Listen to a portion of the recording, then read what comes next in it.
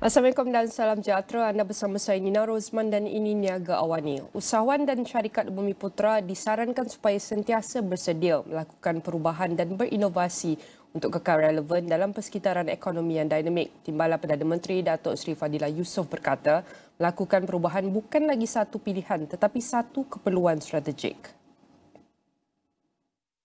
Ujarnya ketika ini, hidup pada zaman yang kian berubah akibat didorong oleh kemajuan teknologi yang pesat, kehendak pengguna yang sentiasa berevolusi dan realiti ekonomi baharu. Justru sekiranya usahawan mahu kekal relevan dan berdaya tahan, menjadi satu kewajipan untuk mereka menyesuaikan diri dengan landscape tersebut. Beliau berkata demikian ketika berucap pada Bumi Putra Business Excellence Awards BBEA 2024 di Ibu Negara pada Khamis malam. Fadilah yang juga Menteri Peralihan Tenaga dan Transformasi Air turut menyuarakan komitmen kerajaan Madani untuk membantu usahawan dan syarikat Bumi Putra selari agenda teras pembangunan Malaysia termasuk reformasi ekonomi, penggalakan inovasi dan mendorong pembangunan mampan. Ujar beliau demi mencapai matlamat yang digariskan, amat penting bagi semua usahawan Bumi Putra memupuk sifat kreatif, inovasi dan kebolehsuaian agar kekal relevan dalam persekitaran ekonomi yang dinamik. Kerajaan Madani juga kata beliau sentiasa bersedia menyokong platform seperti BBEA yang mengiktiraf dan memperkasakan usahawan dan syarikat Bumi Putra. Beliau turut melihat BBEA sebagai medium bagi usahawan Bumi Putra berskala mikro dan besar, selain menggesa kelompok itu memanfaatkannya bagi membina keyakinan, kredibiliti dan rangkaian perniagaan. BBEA 2024 yang memasuki tahun keempat penganjurannya adalah acara berprestij bagi mengiktiraf sumbangan usahawan, perniagaan dan tokoh korporat Bumi Putra di negara ini. Sebanyak 63 kategori anugerah disampaikan pada malam itu, merangkumi usahawan dan pemimpin korporat merentas industri. Penganugerahan itu sebagai meraikan dedikasi dalam memacu pertumbuhan ekonomi negara dan pencapaian menerusi inovasi yang dilaksanakan untuk kekal berdaya saing.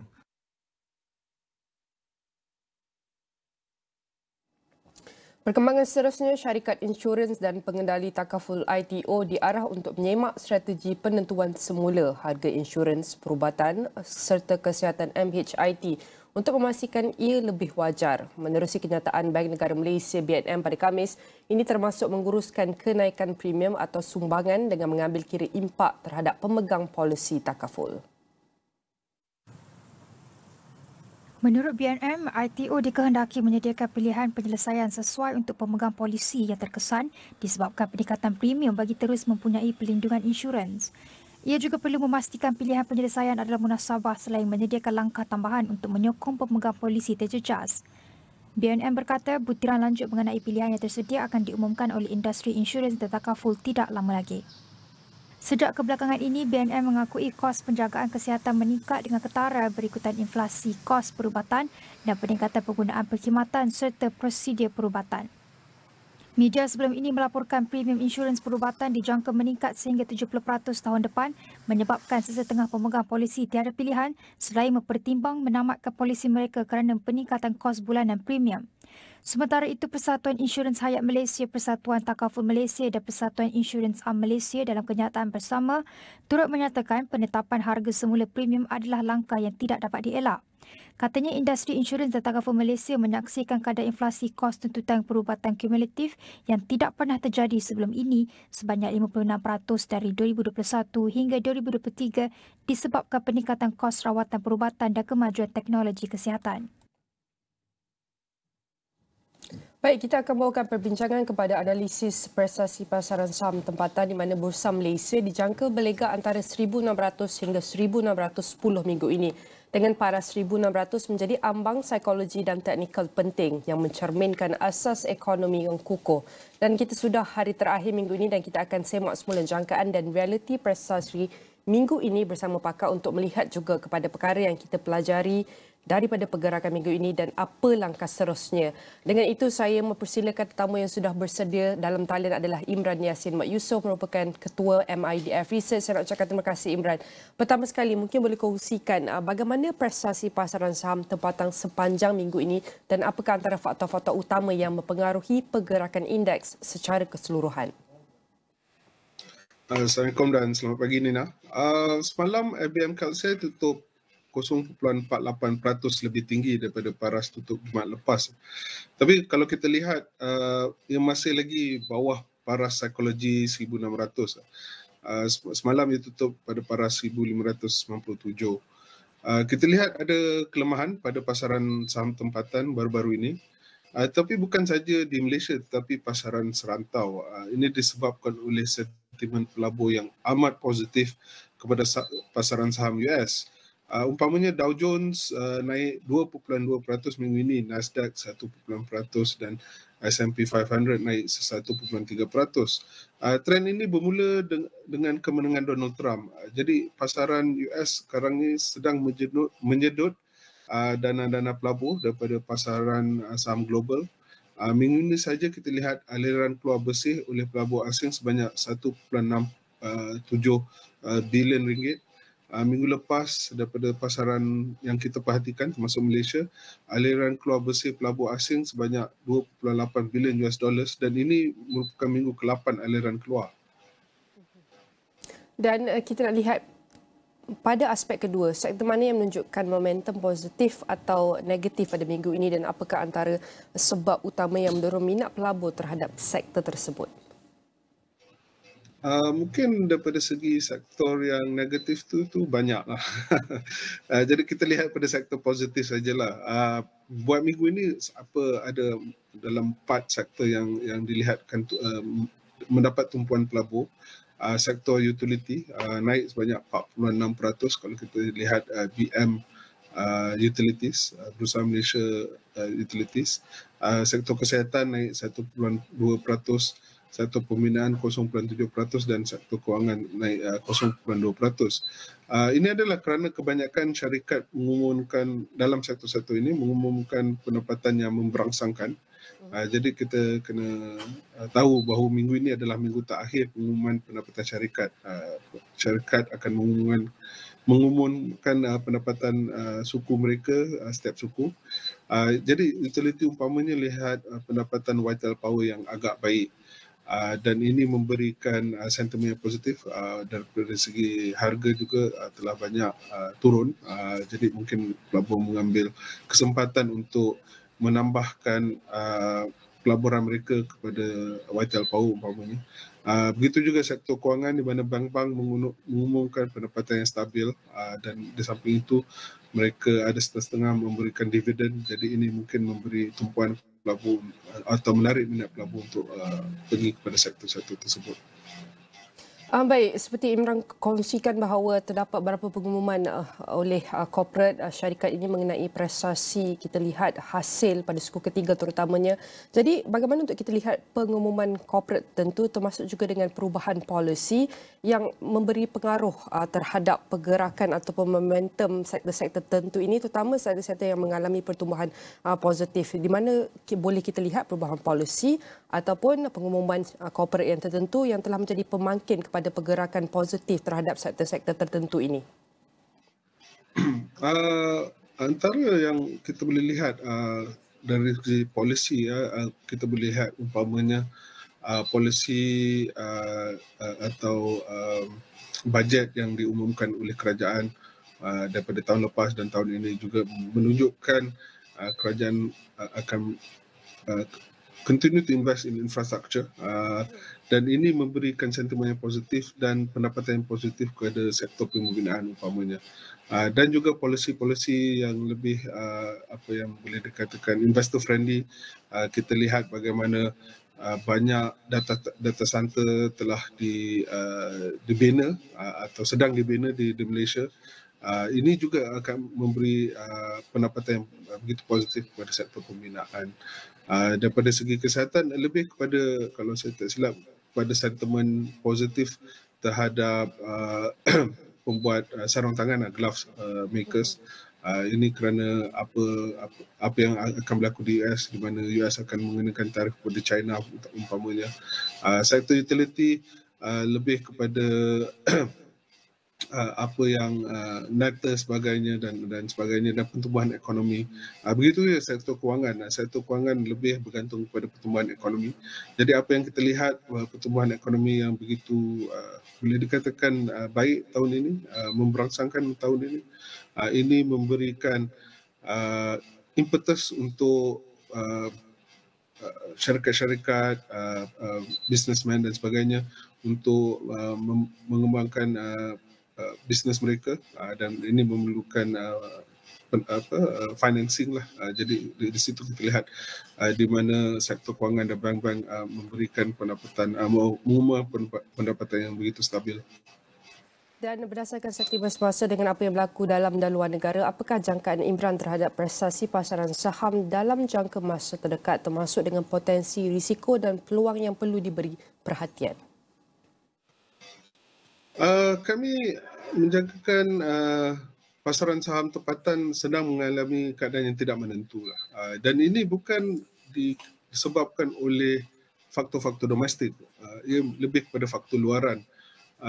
Ini seperti saya cakap tadi disebabkan oleh kemenangan Donald Trump dan polisi yang beliau akan laksanakan. Mungkin setengah polisi dilihat akan memberi impak negatif kepada syarikat-syarikat selain daripada US, syarikat-syarikat di Malaysia, umpamanya syarikat-syarikat di China. Di samping itu sentimen yang positif pasaran saham US akan terus menyedut dana pelabur daripada pasaran lain. Dan ini akan memberikan tekanan kepada pasaran saham lain termasuk Malaysia. Jadi kita mungkin akan berdepan dengan paras Kaoosji yang berlega sekitar 1590 hingga 1610 dalam masa terdekat. Namun begitu kita masih lagi positif. Kami masih lagi menjangka FBN Kaoosji akan tutup lebih tinggi tahun ini. Tapi mungkin bukan pada paras yang kami jangkakan sebelum ini.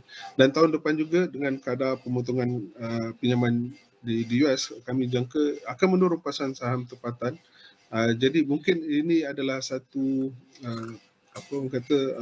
period yang tidak menentu, tetapi jika pelabur yang mungkin agak berani boleh mengambil kesempatan untuk menambahkan pelaburan mereka, portfolio mereka, dan apabila ini akan memberikan keuntungan lah apabila keadaan berubah baik.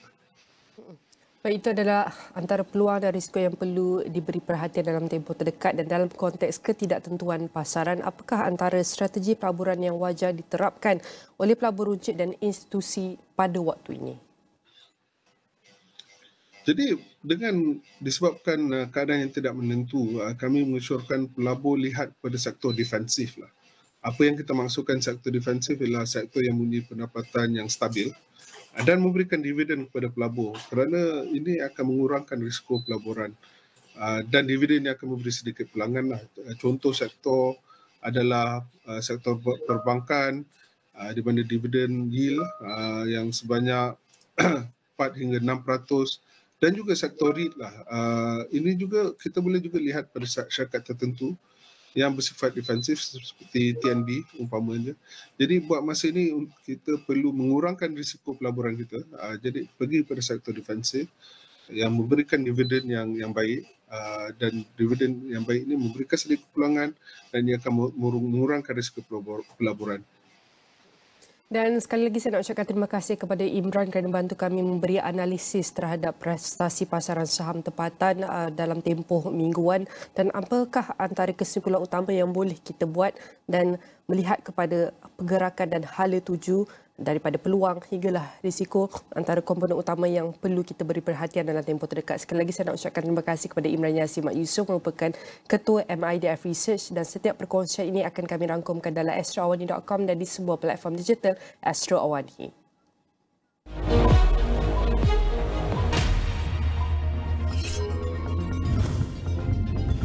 Ikon offshore Berhad mencatatkan peningkatan untung bersih sebanyak 158.2% kepada 18.3 juta ringgit pada suku ketiga berakhir 30 September 2024 berbanding 7.1 juta ringgit pada suku sama tahun sebelumnya dipacu kadar sewa harian lebih tinggi.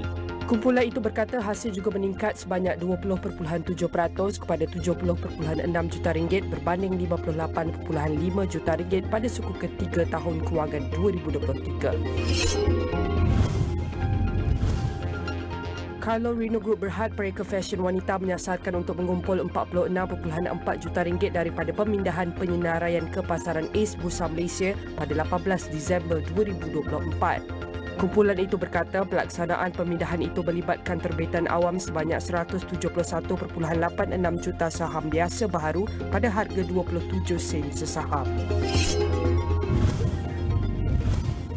Mercedes-Benz Malaysia MBM menjalin kerjasama dengan beberapa hotel, padang golf dan pengendali titik pengecasan CPO untuk mengembangkan rangkaian pengecasan EV bagi pelanggan di negara ini.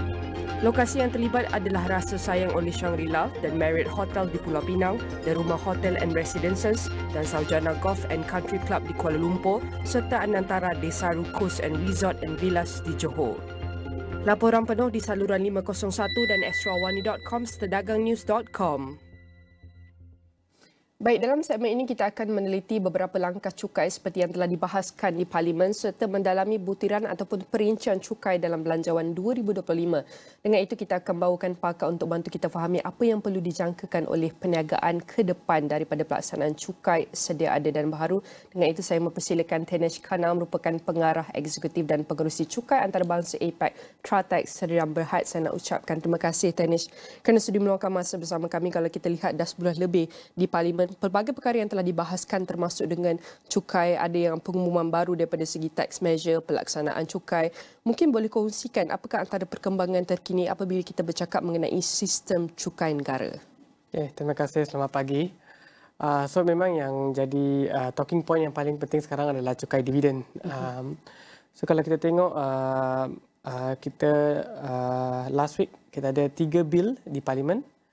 42 muka surat, 36 muka surat, 26 muka surat, jumlahnya 104 muka surat.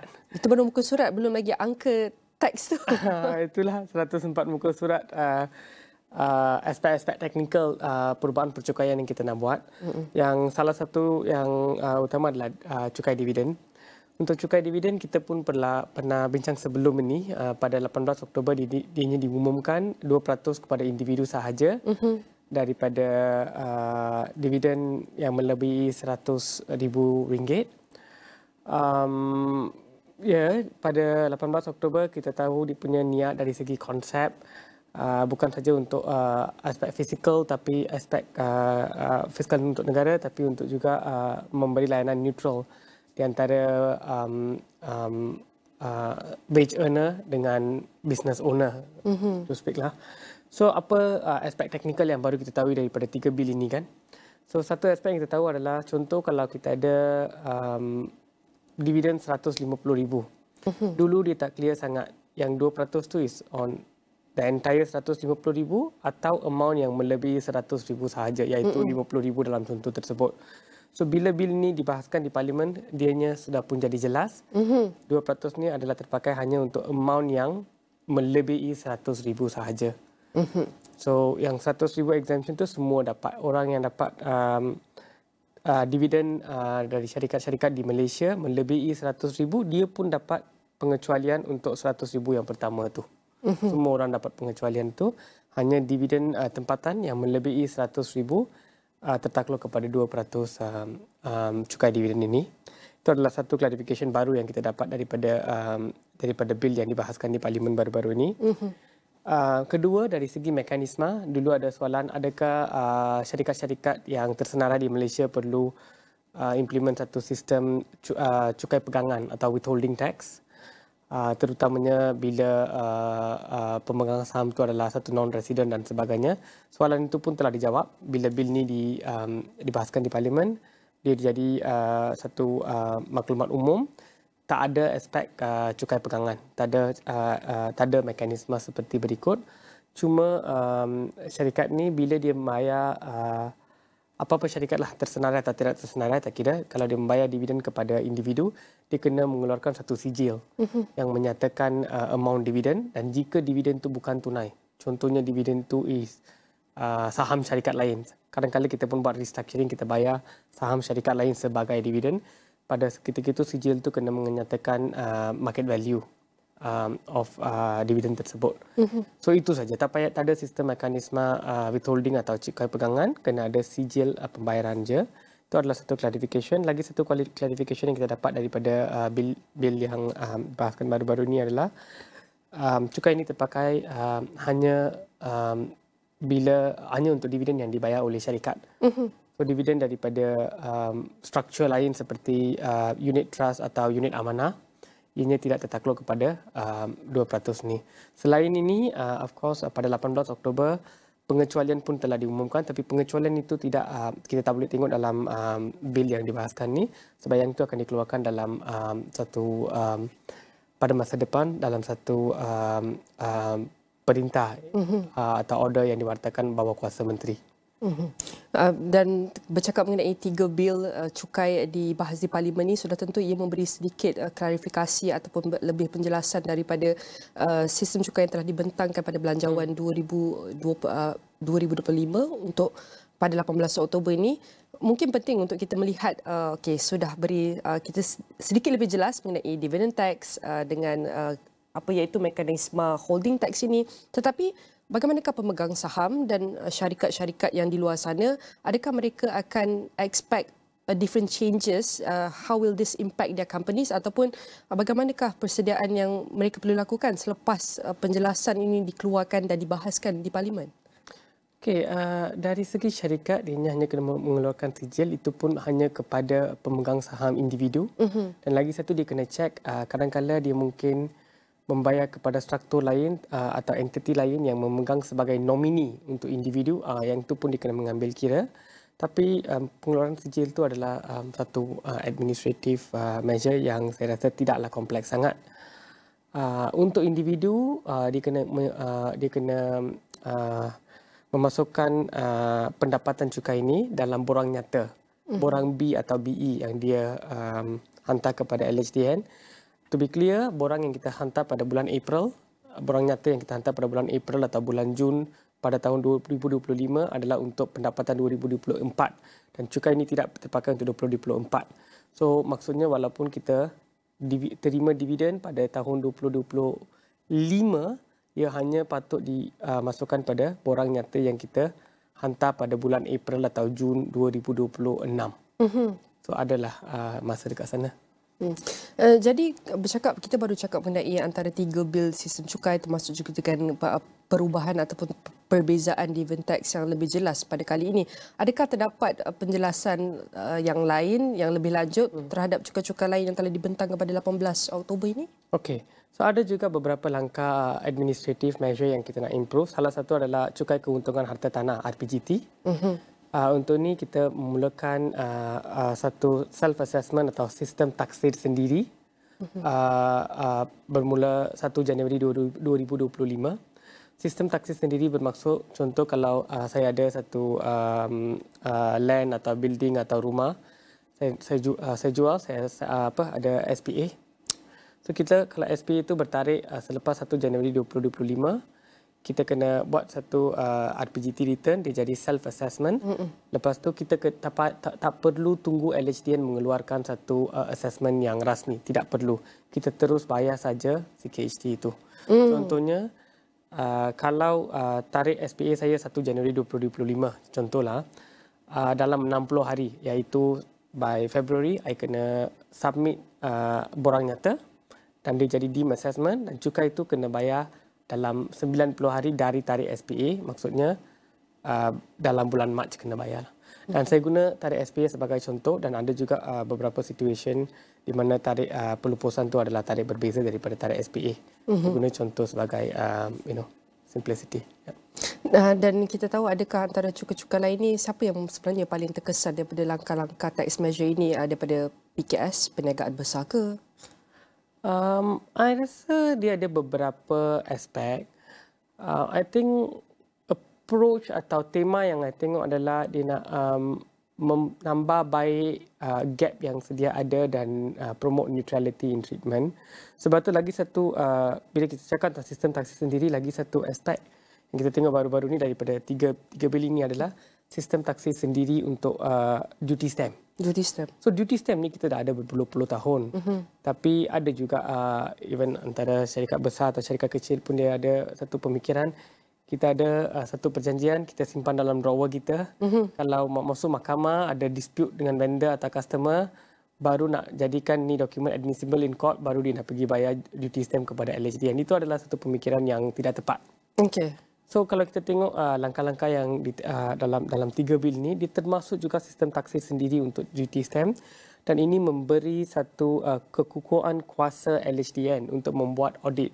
So kita boleh jangka LHDN untuk ada banyak fokus untuk audit untuk duty stamp dalam tempoh 5 tahun, dan bila satu dokumen tu tidak di-stamp dan LHDN buat audit, dia boleh juga collect penalty up to 100%. Maksudnya duty jam, kita ingat kita jimat 10,000 dia mari dengan penalti jadi 20,000 pula. So itulah, kalau ada apa-apa yang belum ini merangkumi pelbagai jenis perjanjian dan instrumen, termasuk perjanjian service agreement, sometimes intercompany tenancy agreement dan sebagainya. Mungkin duty stamp ni dalam satu struktur corporate, mungkin in the past maybe is nobody's child, particularly intercompany finance atau legal. Maybe this somebody need to take ownership dan revamp. Dengan kuasa yang lebih kukuh ni, kita boleh anticipate dia ada audit yang fokus on stamp duty pada tahun depan. So semua company, tak kira besar atau kecil, dan juga individu yang berkenaan kena comply. Kalau individu, selalu stamp duty kita fikir pasal SPA, beli jual rumah atau real property. Tapi SPA itu ada skop yang amat luas, termasuk service agreement, pelbagai jenis dokumen. Lagi satu langkah, kalau kita kata langkah baru dalam bill yang kita baru tengok ni adalah bila kita issue cek. Kalau masih ingat, sekarang tak banyak orang tak guna cek. Tapi kalau ada situasi masih guna cek, sebenarnya all the while cek tu ada duty stamp 15 sen. That's why bila kita nak pergi collect checkbook dari buku cek dari bank, dia akan charge satu fee. Fee itu adalah terdiri daripada amount duty stamp. So sekarang duty stamp tu ditingkatkan daripada 15 sen ke RM1 untuk cek. So ini boleh mungkin untuk menggalakkan digitalization and sebagainya lah. So duty stamp banyak fokus lah next year. Next year kita akan sibuk pada tahun depan, tetapi sudah tentu perancangan sudah bermula daripada tahun ini. Betul. Dengan rang undang-undang kewangan RUU dengan semua butiran belanjawan 2025. Sudahkah lengkap dijelaskan di parlimen atau belum, dan apakah antara kita lihat yang patut dijangkakan oleh perniagaan di luar sana, kerana kita tahu tidak semua yang telah dijelaskan ada certain, tapi apakah antara persedia utama yang mereka boleh lakukan agar keutamaan mereka juga terjaga? Ya, memang kalau kita tengok daripada belanjawan 18 Oktober, langkah cukai yang paling besar adalah SST, cukai jualan, cukai perkhidmatan, perluasan skop. So, aspek tersebut tidak terdapat dalam 3 akta atau 3 bil yang dibahaskan di parlimen pada masa ini. Sebab ianya untuk memperluaskan jenis barang atau kadar cukai untuk barang atau jenis cukai yang jenis perkhidmatan yang bercukai. Ini boleh diubah mengikut kuasa menteri melalui perintah yang diwartakan. So ianya tidak ditable, tidak dibahaskan dalam parlimen sebab dia tidak melibatkan perubahan perundangan prinsipal. So itu merupakan satu aspek yang paling penting industri kena monitor. Sebab cukai jualan, cukai perkhidmatan ni kita expect jangkaan revenue untuk government adalah lebih 5 bilion. 5 bilion ni bukan kecil dan sikit. Ya, tidak banyak. Memang tidak mungkin hanya avocado dan salmon boleh jadi 5 bilion lah. Mesti ada pelbagai jenis perkhidmatan, pelbagai jenis barang yang ada dekat sana. So perniagaan kena monitor ni, dan bila butiran ni diwartakan atau diterbitkan oleh pihak Kementerian Kewangan, peniaga kena ambil action yang cepat. Sebab last tahun ni bila kita mengenakan cukai perkhidmatan pada sektor baru logistik dan beberapa sektor baru seperti repair maintenance, dia berkuat kuasa 1 March dan dia punya butiran tu diterbitkan pada bulan Februari, macam seminggu sebelum live date. Tapi MOF kita dah ada experience, so saya rasa kali ini dia ada notice period yang lagi panjang. Tapi kalau sektor tu memang baru sangat, dia pun kena ada IT changes, system changes. So dari sekarang sampai 30 April lah, sebab nak berkuat kuasa 1 Mei tu 30 April, memang 4 month lebih lah kalau kita tak masuk bulan Disember. tak mungkin butiran tu diterbitkan pada bulan Disember. So kalau bisnes ada 3-4 month, masa tu memang every day is crucial lah. You need to act fast. Dan sekali lagi saya nak ucapkan terima kasih. Saudara tu, Tenis sendiri telah bantu kami menjelas dan bantu kami memahami lebih lanjut mengenai apakah antara bil-bil cukai yang telah dibahaskan di Parlimen dan bagaimanakah antara butiran perincingan kesinambungan daripada apa yang telah diumumkan pada Belanjawan 2025 pada 18 Oktober. Saudara tentu, akhir sekali, walau apapun yang telah diumumkan dan dijelaskan, setiap perniagaan ataupun syarikat pemegang saham itu perlu mempersiapkan diri untuk menghadapi sebarang perubahan polisi terutama daripada segi cukai. Sekali lagi saya nak ucapkan terima kasih. Tadi sekarang merupakan pengarah eksekutif dan pengerusi cukai antarabangsa APEC dan Teratak Sedang Berhad. Sudah tentu setiap perkongsian ini akan kami rangkumkan dalam astroawani.com dan di semua platform digital Astro Awani. Jangan ke mana-mana, selepas ini kami akan bersama dengan rakan tugas Najib Aroff yang akan membincangkan mengenai natural gas bersama CEO Petronas selepas ini.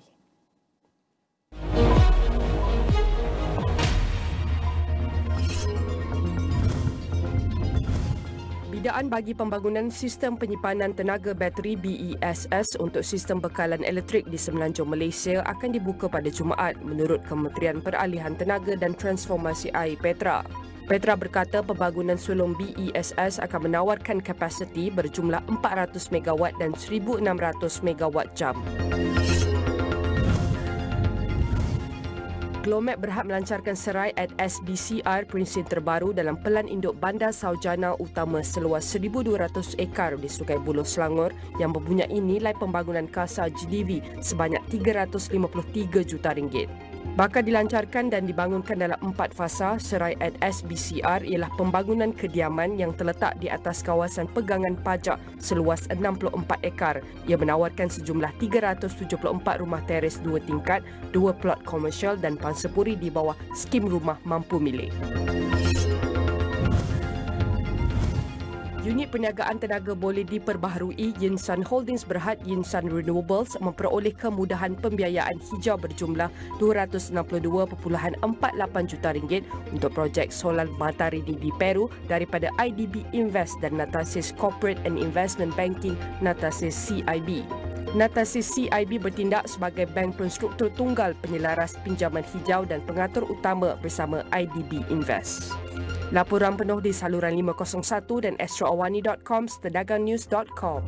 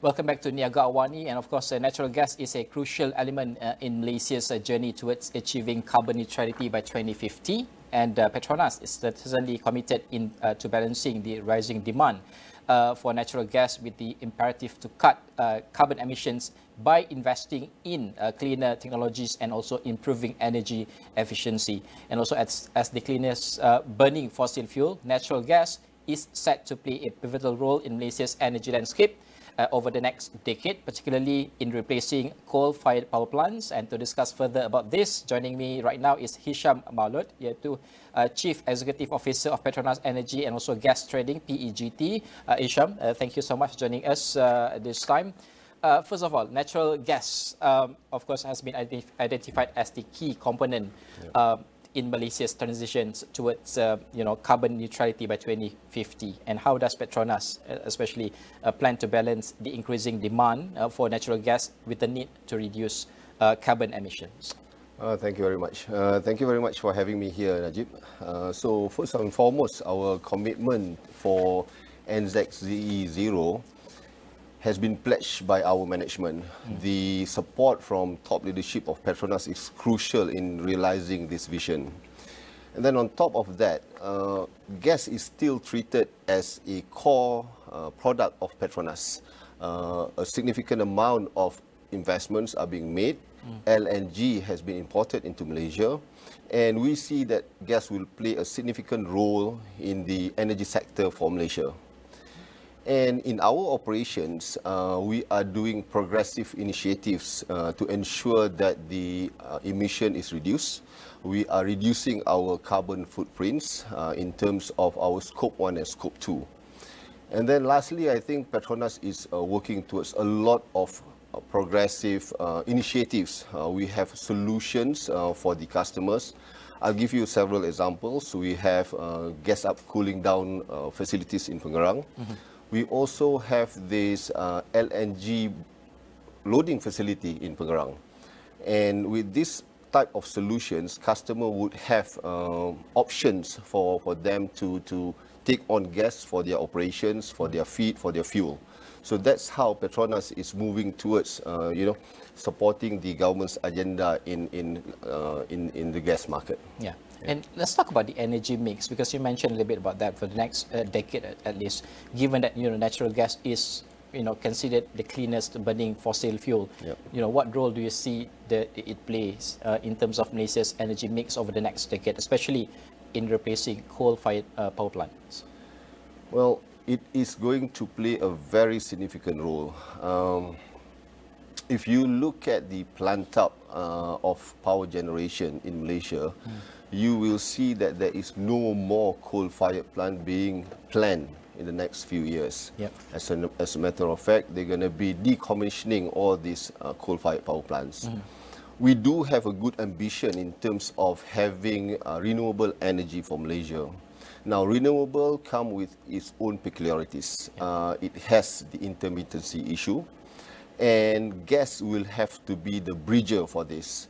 When there is intermittency in the renewable energy, gas would have to come in. When there are less coal-fired power plant, gas would have to come in.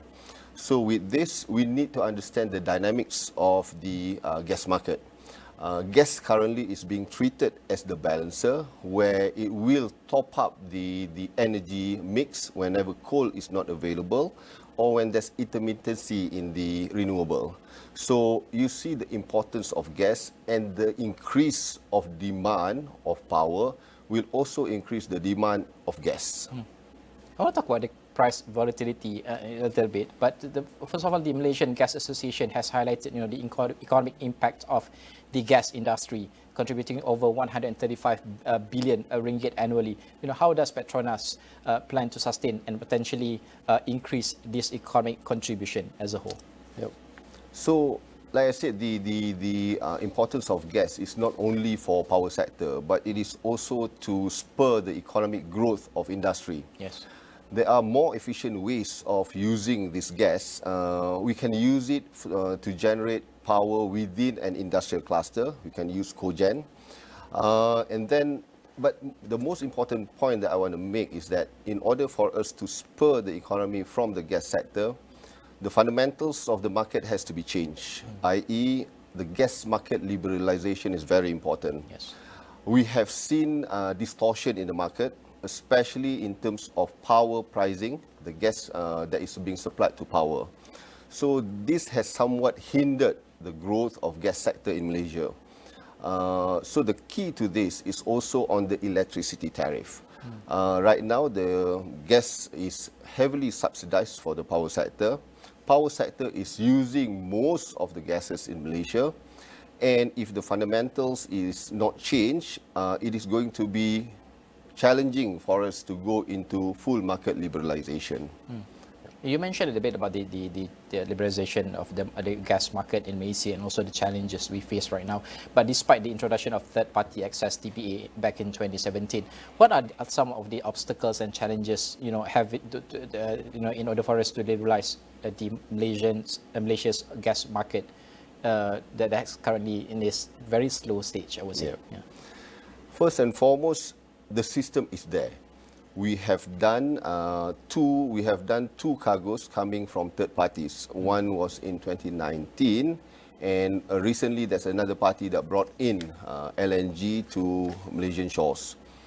Now, the structure of the market doesn't really support the involvement of third party to be aggressively being in Malaysia. I'll share you like I said, the market is distorted, especially on the power sector. So until we have reached a full liberalized market, there won't be a lot of participations from third party. Now, number two, I think the shippers, the registered shippers within Malaysia, are also not familiar with the process of getting into the infrastructure. We have infrastructures like the regas terminal and also the pipeline, and this requires certain processes for them to get into the system. Now, getting into the system is another challenge. Once you are in the system, you have to be fully committed. And these shippers, most of them are quite small. Thus, it hinders their involvement because they have to put in their commitment for a certain period of time. Whereas on the customer side, they are not sure whether there will be off-taker on the customer side. So they have to put in their money into the infrastructure to underwrite the capacity, certain capacities. But then on the customer side, they are not, fully, they are not sure whether there will be full off-take of their capacity. Now, we also have the pricing mechanism in the power sector. People will not bring in LNG, importing it to Malaysia, because LNG is bought at market price. Now, you only have a limited market in Malaysia, which is the non-power sector. And most of these non-power sectors, they are on long-term contracts, be it with Petronas or be it with other shippers. So the ability for these other shippers to come in and break into the non-power sector is limited. If they want to go to power sector, the price is subsidized. Thus, it limits the involvement of third party coming into Malaysia. So, just for your info, we have liberalized or the non-power sector has been at market parity. The gas price for non-power sector has been at market parity since 2022. And with that, we have seen a lot of involvement from third parties, shippers, supplying into this customer, albeit it is a smaller volume, and they are still mostly taking the gas from Petronas. But at least the starting of third party access is there, and it could be a testing ground for us to look into the system, how nominations are being made, and the ability for customers to choose from multiple shippers, right? So I think I've given you the where the market is right now and some of the challenges that shippers are facing in getting into a Malaysian third-party access system. This is very interesting because I want to touch about the liberalized gas market in enhancing Malaysia's energy security, because I believe you mentioned a little bit just now. But how do you see in terms of helping the energy security for Malaysia, especially particularly with the recent global energy price volatility? Right. First and foremost, it gives the customer a menu on their table to look into multiple shippers. Now, with this diversification for customers, it also pushes the supplier to have multiple sources of supply as well. LNG is going to be a big component in this. Like I said, our indigenous gas is declining. We have been dependent on our supply from Kerteh. We have also supply from TTM, and the cost of production is increasing. The volume is decreasing. So we will have to do a lot of efforts to bring in LNG. Now, secondly, when we have competition, there will be innovative ways of us, shippers, going into the market. The customers would want more flexibilities, and having multiple shippers will provide this competition and giving solutions to the customers. So I think it is important for a market like Malaysia. We are not that big, but we are also not small. So it is good for us to have multiple shippers into the system. Let's talk about investment. Petronas has, of course, outlined plans for significant investments in gas infrastructure and also production over the next 3 years. Yeah? Maybe you can elaborate and share more the details of the planned investments for the next 3 years and expected impact of Malaysia towards Malaysia's gas industry itself. Yeah, sure. So firstly, we have invested heavily in the infrastructure of gas in Malaysia. We have 2 gas processing plants in Kerteh and Santong. We have invested in 2 regas terminals, and also we have the PGU, Peninsular Gas Utilisation Pipeline, across Malaysia. Now, in terms of solutioning, Petronas has been investing in multiple fronts. We have this facility which we call virtual pipeline system. Virtual pipeline system is located in Pengerang, and it enables LNG to be transported via trucks. Now, this is important because our PGU pipeline doesn't reach to 100% of Peninsular Malaysia. There are places that needs to be served via trucks. So this provides an avenue for a smaller industry who are what we call off-grid to be able to use gas in their operations. Now, secondly, we also have this service which we call GUCD, gas up, cooling down. This is an important service for vessels who have gone for dry docking, and they would like to, take out the inert gas from their tanks and also cool down their vessel. Being located in Pengerang, it is very strategic because we have shipyards in southern Malaysia and also from Singapore who can use this service. Now, we also have these ISO tanks. ISO tanks is another interesting solution where you can put the LNG into small ISO tanks and transport it to so-called remote locations. Again, this is going to be a solution not only for industry but also for power generation. Imagine yourself being in an island, you have a small demand for power. It can be served via these ISO tanks. Now, the last one is the solutioning of us selling our emission. It is actually, we can also sell our CO2. There are initiatives that we are doing to liquefy the CO2, selling it to the customer, selling it to a plant for them to onward process it and turn it into another product. So there are a lot of investment that we have been doing, that we have currently and in the pipeline, Najib. I want to talk about the regional because as we are heading towards our ASEAN chairmanship next year, of course we'll talk about Malaysia is supposed to be become the key natural gas hub in ASEAN itself. What strategic advantage or advantages in that sense does Malaysia have over other countries in this particular region, and how is Petronas capitalizing on these advantages? Yeah, first and foremost, our geographical location is very, very good to become a hub within the region. Now, geographical advantage that we have, we are central in terms of the demand in Southeast Asia, and our location provides good distance to the main market, i.e. Japan, Korea, Taiwan, China. And geographical advantage also has been blessed to us via the stability of our shores, meaning there's no earthquake, the threat of earthquake and everything.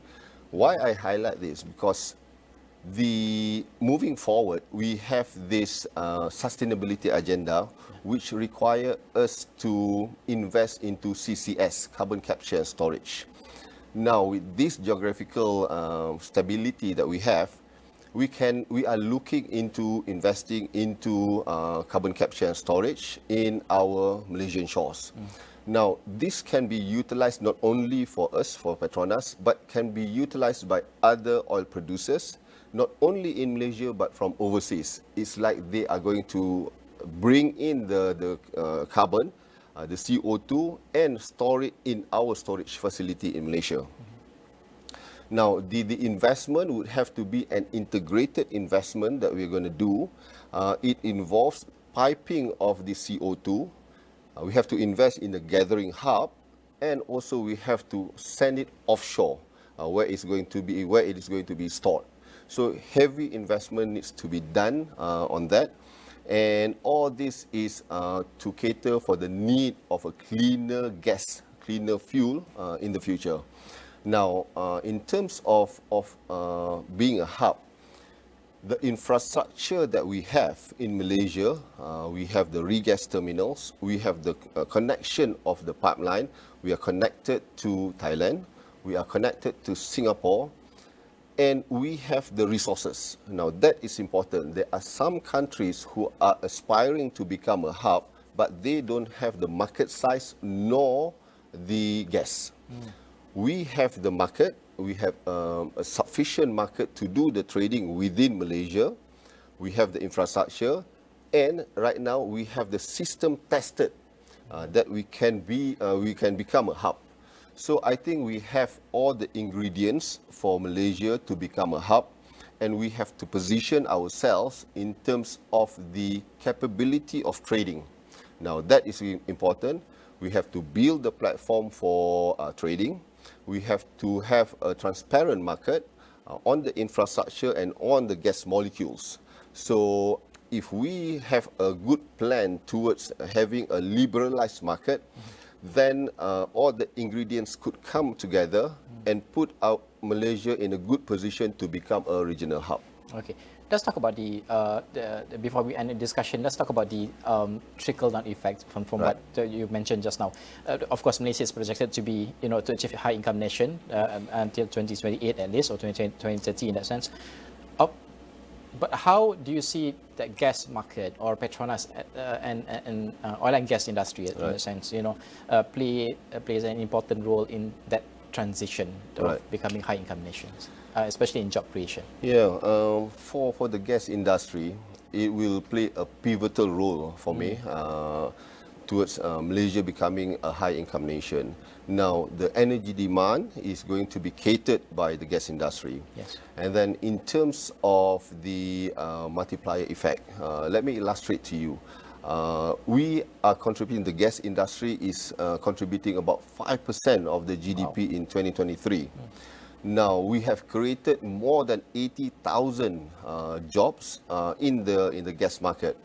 Now, this is direct jobs within the market. So, you see the importance of gas in terms of employment. Another thing that I would like to highlight is that this employment that we created is high-skilled workers and decent-paying jobs. So that will contribute significantly towards Malaysia's aspiration to become a high-income nation. Right. Hisham, thank you so much for joining Niaga Awani at this time. That is Hisham Maaulot, Chief Executive Officer of Petronas Energy and Gas Trading, PEGT, discussing about natural gas and also the importance of having liberalized gas market in Malaysia, which is on the right track. Are we on the right track? Yes, we are, inshallah. Inshallah. Pleasure, Najib. Thank you so much, Hisham. Okay, we're going to go for a short break, and will be a lot of reports will be coming out after this.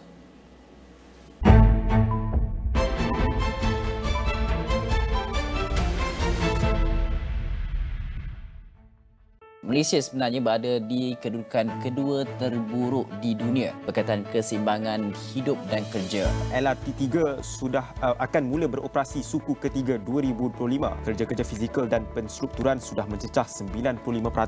KPM sebenarnya sedang memperincikan cadangan untuk menyediakan allowance kos sara hidup tingkatan 6. Libat urus antara umat Islam dan agama lain penting supaya dapat mengelakkan ataupun membawa kepada Islamofobia.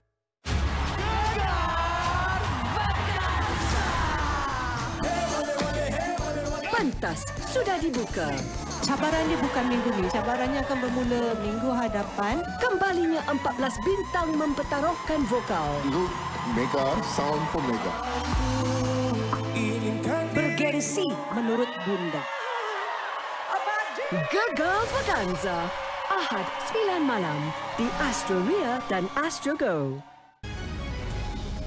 University Malaya UM is expected to offer a cardiothoracic specialist training course this October.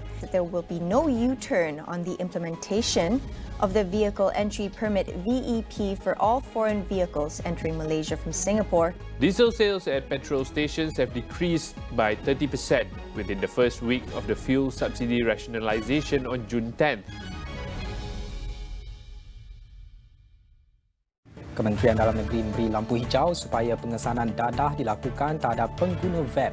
Tahap integriti warga polis Diraja Malaysia PDRM masih membimbangkan walaupun peringatan dan amaran diberikan berulang kali. Anwar menegaskan bahawa negara ini tidak mengiktiraf Israel secara de jure meskipun keberadaan negara itu di peringkat antarabangsa. Malaysia tidak akan meminda peta sempadan maritim dan tetap mempertahankan kawasan dan kedaulatan negara di Laut Cina Selatan. 5 lelaki penghantar makanan didakwa di Mahkamah Magistrate Bangi atas tuduhan membunuh seorang pemandu kereta lelaki dalam satu kejadian. 4 sungai di sekitar kawasan perindustrian Pasir Gudang di Johor termasuk Sungai Kim Kim didapati tercemar dan berada pada tahap yang membimbangkan. Kerajaan sudah mulakan inisiatif untuk menggantikan kenderaan operasinya kepada kenderaan elektrik EV dalam skala kecil terlebih dahulu.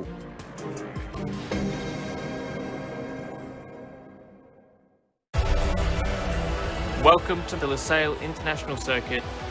The Qatar Grand Prix is go! Max Verstappen leads, Hamilton got the launch off the line, round the outside, he's hit his teammate! Racing under the lights. Russell around the outside. Oh, Perez off the road, he's in the gravel. And Max Verstappen, he is champion of the world! Di dalam setiap berita yang dibawa, konteks amat penting. Kami sentiasa membawakan yang tergempar dan terkini. Pastikan Astro AWANI menjadi pilihan anda, tidak kira di mana sahaja anda berada.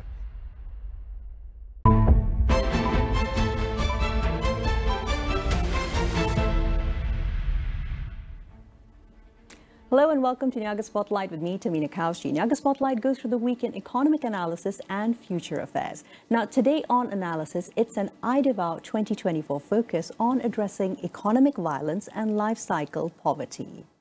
Well, 25th of November marks the annual commemoration of IDEVAW, which means the International Day for the Elimination of Violence Against Women, and the start of the 16 days of activism, which culminates on 10th of December, Human Rights Day. 1 in 3 women has suffered some form of violence during their lifetimes. Now, shifting to an economic focus, the global cost of violence against women and girls has been estimated conservatively at least $1.5 trillion. Now, a World Bank study found that violence against women and girls can cost 1.2 to 3.7% of GDP for some countries, and emphasizes that these proportions of GDP are what many countries spend on our primary education.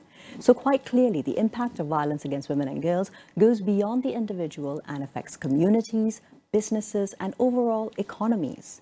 Meanwhile, closer to home in Malaysia, a 2023 DOSM report indicated that violence against women, particularly intimate partner violence or IPV, remains prevalent in both urban as well as the rural areas.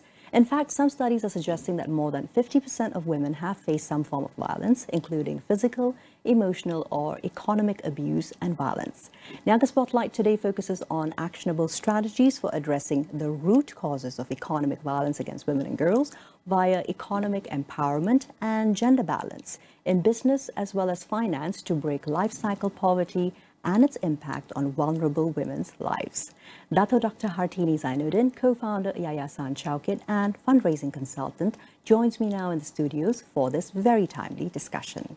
Very good morning, Dr. Tini. How are you doing? I'm well, thank you. Hi, Tehmina. Thank you for having me on the show. Not at all. It's an absolute pleasure. Now, Tini, let's get into the nuts and bolts of it, shall we? So you, of course, have worked in the fundraising sector as well as with child rights, but ultimately it really boils back down to who the primary impacted figures are in this situation, which is most often the women or the mothers. Yes. Let's talk about some of these structural inequalities which you have noted that are truly harmful, that actually they begin much earlier on in life, before women even hit adulthood. You witnessed this firsthand. Yes, so I work primarily in childcare, although I work in the larger area of KL and Selangor mostly.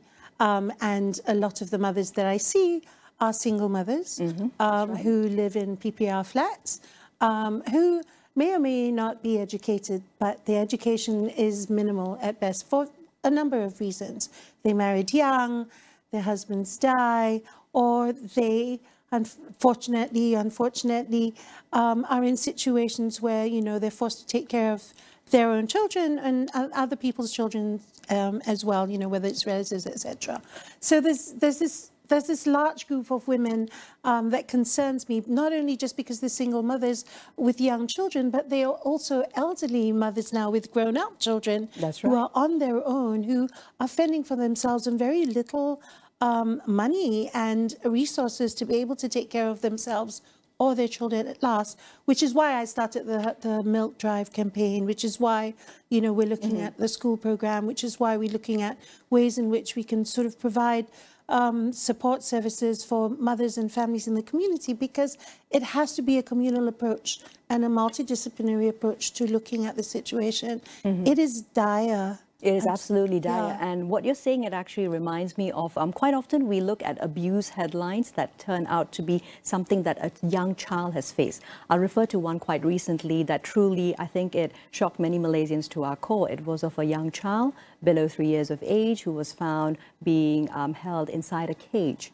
And the mother and her 3 friends were charged. But I actually looked immediately and zoomed in at the mother's age, not even 19, 20. So that points to someone who would have been pregnant and already had the child, possibly in her mid-teens, 14, 15, right? So actually, this is pointing once again towards the life cycle. Let's talk a little bit about the inadequate access to education, healthcare, and care overall that also leads to very often girls becoming trapped in a cycle of child, early, and forced unions. Well, I think, you know, if we just go back a couple of years, right, let's talk about coming out of the pandemic.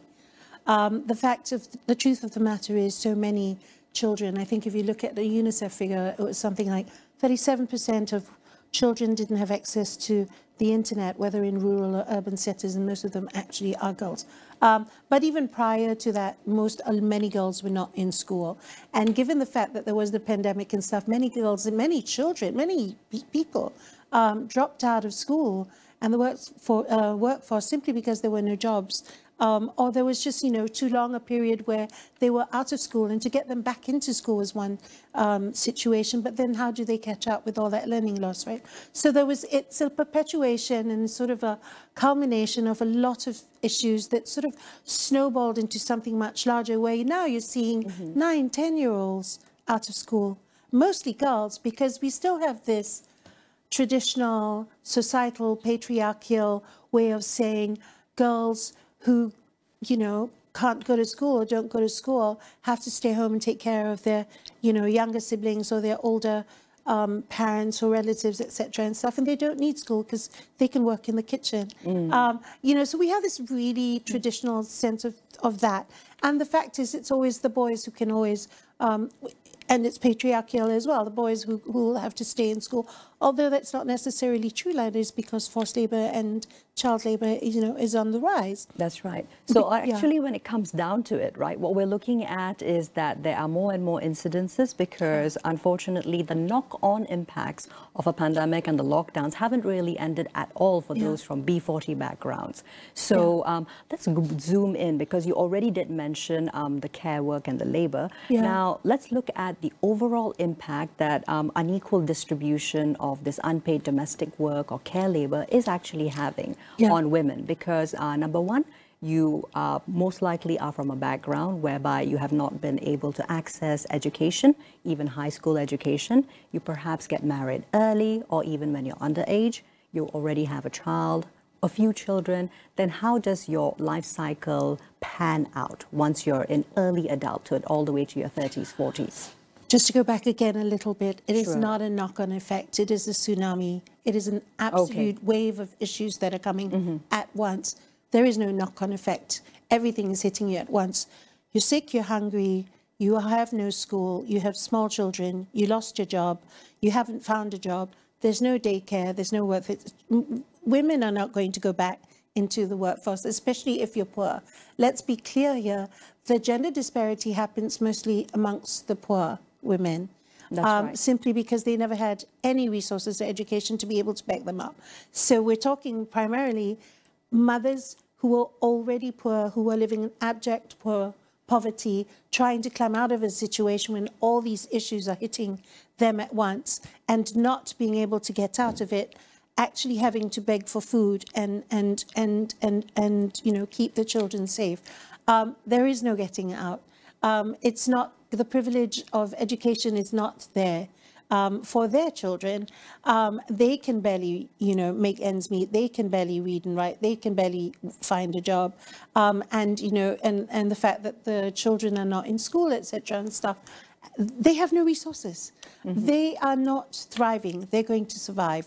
And their children are going to survive. So there lies your violence of perpetuity and the cycle of poverty. They're not going to get out. That's right. So this basically is very closely tracking a cycle of generational poverty. It is. Because then once again, it's intergenerational. Most likely mothers who are already living in this situation, especially single women. Yes. On top of that, if they have daughters within their own family structure, the daughters will then, in a sense, be left with not much choice given the socio-economic conditions. Absolutely. But what I'm saying, what I'm scared of, which I didn't realize before, is that you now have grandmothers living with mothers who are living with children. Intergenerational poverty. Intergenerational. You can already see it in urban areas and rural areas, but urban terrifies me because everything is so much more expensive. Everything is so much more expensive. And let's talk about what kind of access is there actually to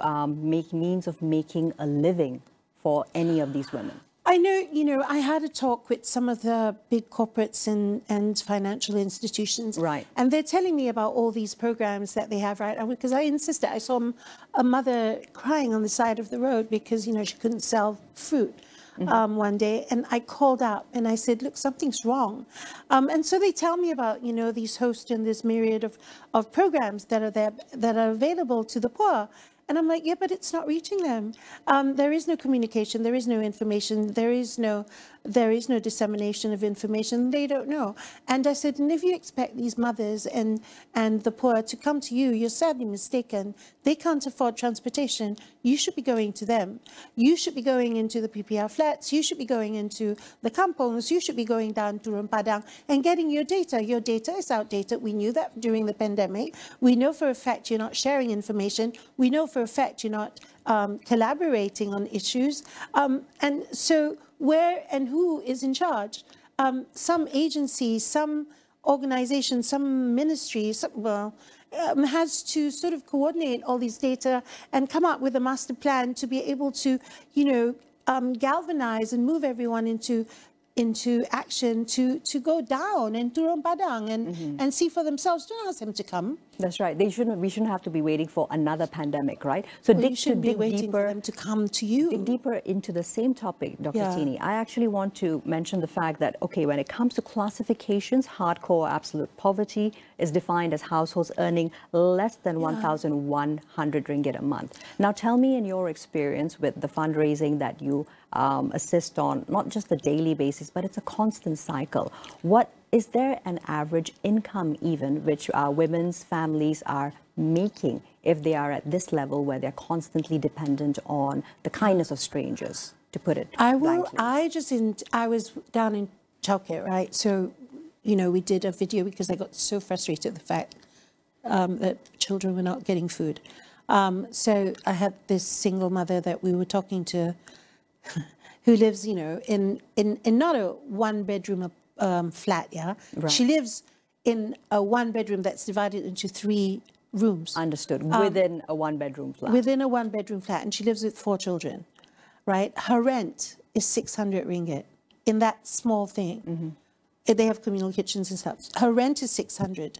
She makes, if she's lucky, 150 ringgit washing clothes, which for people, which she rents the washing machine, right? So 150 ringgit times 4 is 600 ringgit, which is the cost of the flat.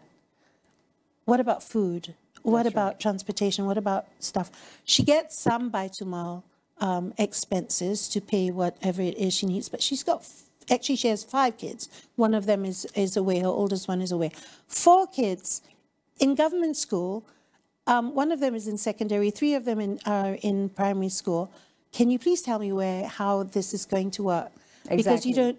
So all your daily efforts go towards housing everyone. If you wash maximum 150 ringgit a week, you get. If you're lucky. That's right, exactly. How are you going to So this is one aspect of the cycle, which is a continuum, and you have observed it increasingly so, especially in the urban areas of Kuala Lumpur. Yeah. Now let's go a little bit deeper, Dr. Tini. Let's explore some factors, common ones, which actually place women at greatest risk of overall violence when it comes to relationships. How many of the requests in that sense? That would be numerically. But, qualitatively speaking, as an oversight, given your years of work in the United Nations and understanding the frameworks, what do you think is actually happening? Of violence against women, the numbers, a lot higher than we think. I would say, but I work primarily with the poor, almost every mother. Almost every woman. Far more than the 1 in 3. Far more than the 1 in 3. Some kind, definitely all have economic violence inflicted. Almost all had, no, actually all, some form of physical or violence. All had emotional violence. The entire spectrum. And also, I think there is an opportunity here to look at policy-related interventions which recognize that living in situations of economic hardship actually place a lot more further pressure amongst even couples. So we're not just talking about single mothers, but we're talking about women who are in marriages where the socioeconomic structure is from lower backgrounds. Yes, simply because they're the woman and the husband takes off, or there's violence, there's frustration, there's no jobs, there is emotional unemployment. Stress. Absolutely. I had a mother with 6 kids in Sabah whose husband, she was telling him because she needed clean water, and she asked him to go get water from the well, which was away, and they didn't have money to buy the pipe. Anyway, long story short, he took off, or she kicked him out for 1 week and she told me, and she was apologetic, but I get it. She said, I have to take him back because I can't survive with 6 kids. Someone has to put food on the table, and I shouldn't have scolded him because I wanted clean water. I should have just done it myself. And I thought the self-esteem, the heartbreak is. There's a lot of refraction when it comes to the violence, right? The husband who never hits because he's frustrated because there's no job, and because she's the woman, right? She feels she's powerless to be able to get out of the situation, that she has limited choices because she's not in school, because she doesn't work, and she depends on the husband because she's been told this is what you do, and she has 6 kids who are not in school and they have no money. Exactly. So that's one snapshot of how that might be affecting one singular family. However, we then zoom out and we go into discriminatory labor practices. Let's talk about the type of work in greater depth that women from such backgrounds that are already economically severely restricted are able to find. What kind of barriers are they facing when they do go out to work? Generally, though, in the informal sector. It is in the informal sector. Most of the mothers I know work in the mamak stalls and the gerai-gerai makan, or they work as salespersons, or they work in jobs that they get paid daily. So I've met mothers in Klang who go and they work 3 times a week just packaging boxes and putting things in boxes. So their income is not stable. And because and this is with Form 5 education, and there's just no time for them, even if they had dreams, and many are smart, very, very smart, who just never had the opportunity to further their studies. Even if they wanted to go to night school or to go to adult education, they simply don't have the time because they have kids, they have, responsibilities and stuff. They're so tired. Many of them don't work 1-2 jobs. Many of them work 3 jobs. There is just no time. They get sick. There's no insurance. We saw that insurance is going up 40 to 60%. I laugh because even the middle class is going to, of course, face constraints with that. What to speak of anyone from B40 or lower? No one's going to be able to afford insurance. So when you get sick, this is what a the mother said to me, one mother said to me, she says, I can't afford to get sick because if I get sick, they cut my pay. And she's a kindergarten teacher, yeah? That's right, exactly. She's a kindergarten teacher with one child whose husband died. She says, I cannot afford to get sick because if I get sick, they cut my salary and I only make this much, I can't pay rent and I don't have food. So this also speaks to a wider trend that it's observable of occupational segregation, not just the gender pay gap, right? Absolutely.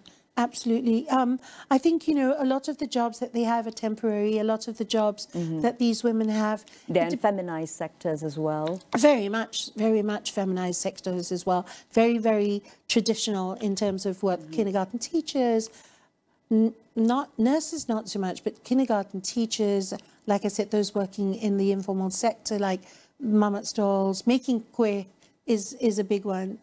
And that's another one. They're like, what do you want to do if we were to upskill and to help you or to give you extra money, right? Exactly. To be able to do. They're like, I want to cook. And I'm like, okay, but what else would you like to do?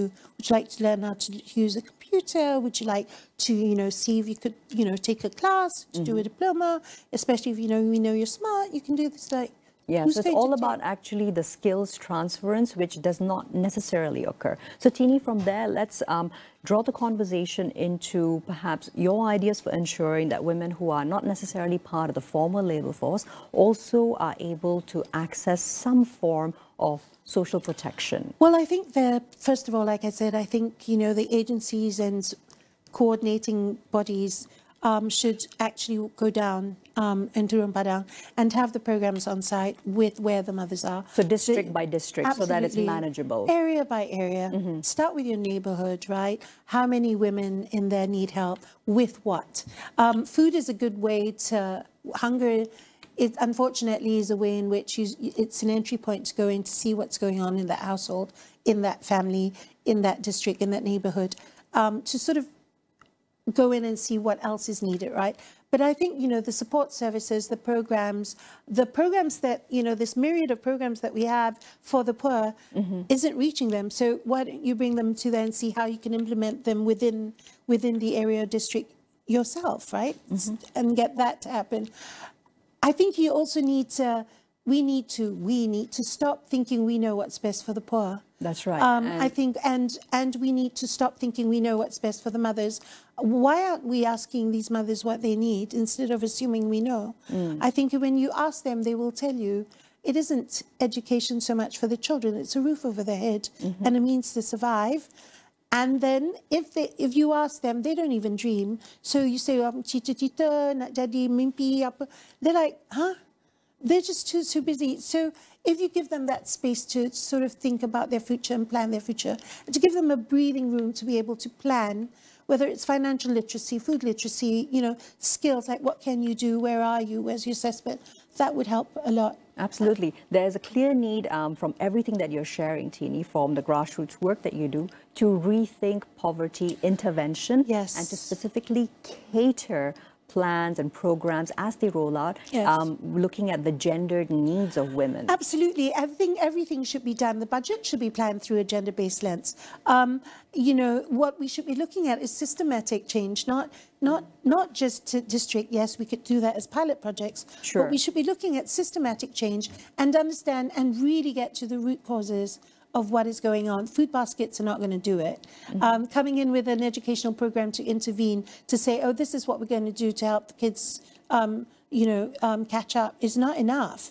Get to the root Let's cause. float something which is a much bigger perspective. What about recommendations for like a universal childcare allowance and universal Oh my God. allowances? You know, UNICEF has been asking for that universal welfare allowance for the longest time. And in fact, I was talking to someone else, and we had this, UNICEF had this consultation thing on universal healthcare and universal welfare care about, you know, the need to be able to give that extra money to those deserving so they can use it, not restrict, and not limit, so they can use it for whatever basic needs is needed, to pay shelter, to pay for health, pay for whatever it is.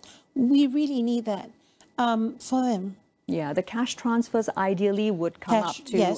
Not vouchers. I Yes. don't think vouchers will work. Not vouchers, because of course those who are within that situation themselves, the mothers, they know exactly how to utilize the money.